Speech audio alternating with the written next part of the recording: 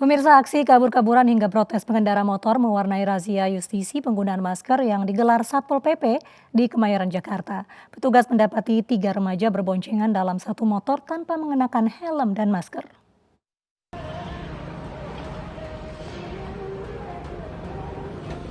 Pengendara motor tanpa helm dan masker ini langsung memutar balik dan tancap gas saat melihat adanya razia justisi yang digelar petugas Satpol PP di Jalan Haji Ung, Kemayoran, Jakarta siang tadi.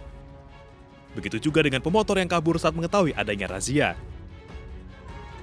Meski beberapa pengendara kabur, namun tidak bagi ketiga remaja tanggung yang berboncengan dalam satu motor ini.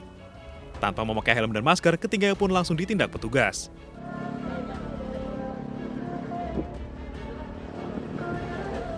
Lain halnya dengan pemotor yang sontak melayangkan protes saat didata petugas. Ia menolak disangsi dengan alasan sedang terburu-buru. Iya, saya tahu juga aturan, Pak. Ini aturan bukan aturan. Iya, saya tahu, aturan. Lupa dan terburu-buru menjadi alasan klasik para pelanggar. Padahal tanpa memakai masker sangat rentan terpapar COVID-19. Tadi buru-buru, saya lupa, nggak sengaja, ini nggak ngerti mau ada ini operasi begini. Mas sehari-hari nggak pakai masker? Jadi pakai, dapat terjaring itu biasanya mereka membawa masker, tapi tidak menggunakan dengan baik dan benar. Ada juga hanya digantongi. Kalau hanya sekedar menyampai dagu, kita hanya mengingatkan aja agar masker ditarik ke atas menutupi mulut dan hidung. Tetapi yang benar-benar yang tidak menggunakan masker baru kita data. Pada razia kali ini, petugas menjaring puluhan pelanggar yang rata-rata pengendara dan penumpang motor. Sebagai sanksi, mereka pun harus menyapu jalan. Dari Jakarta, Rani Sanjaya, iNews melaporkan. Pemulihan sektor pariwisata dan ekonomi kreatif di masa adaptasi kebiasaan baru terus digeliatkan. Selain menggelar promosi, Kementerian Pariwisata dan Ekonomi Kreatif juga menjalin kerjasama dengan 16 mitra co-branding untuk meningkatkan efektivitas promosi.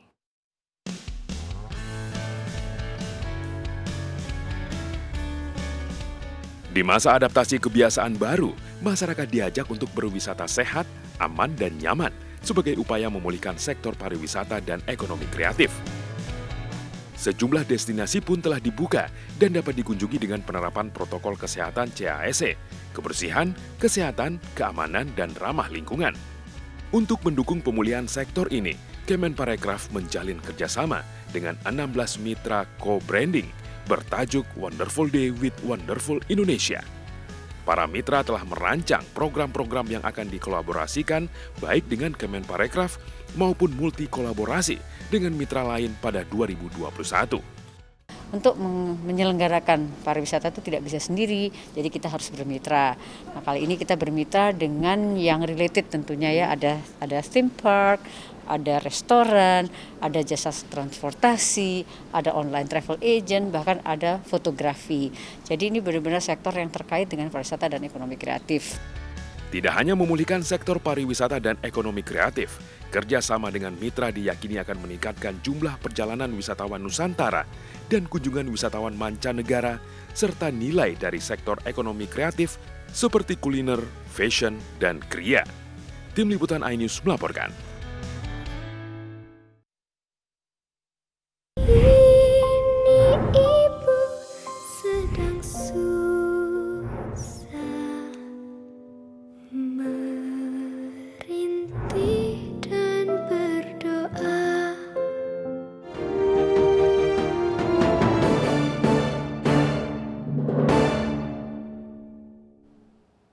Kementerian Perdagangan Republik Indonesia meluncurkan Peraturan Menteri Perdagangan Nomor 92 Tahun 2020 tentang perdagangan antar pulau. Peraturan ini diberlakukan untuk menata ulang pendataan sistem logistik barang antar daerah dalam satu Big Data Indonesia.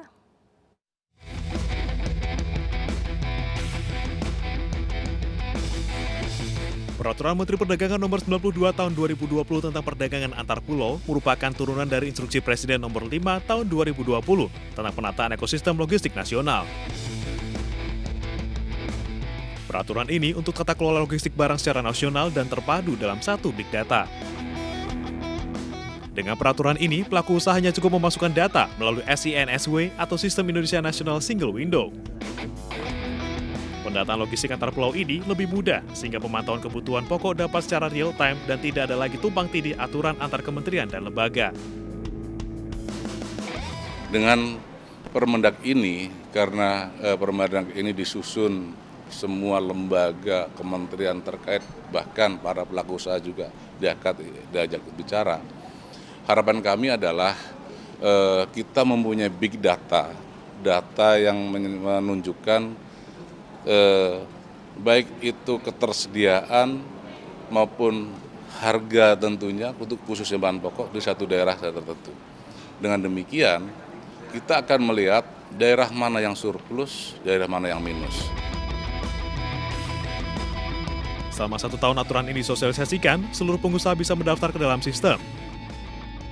Sanksi akan diterapkan setelah masa sosialisasi berakhir. Ya, kalau yang dari Priok ya mulai sekarang nih, mulai sekarang, makanya kita cepat sosialisasikan supaya segera jalan. Tapi dikasih waktu 1 tahun itu nanti seluruh kita ada targetkan. Mudah-mudahan lah kita kolaborasi kan dengan KL lain dari Kemenko, Perekonomian, dari Kemenkom Info dan lain-lain, Kementerian Perhubungan. Ya kita berharap nanti udah lebih mudah gitu dengan satu data tadi yang dikelola oleh National Logistik Ekosistem tadi. Pendataan sementara akan dilakukan untuk perdagangan antar pulau logistik melalui tol laut. Nantinya, sistem pendataan juga untuk perdagangan jalur darat dan udara agar jumlah pasti perdagangan antar pulau tercatat dalam Big Data Nasional Indonesia. Dari Jakarta, Muhammad Olga, iNews melaporkan.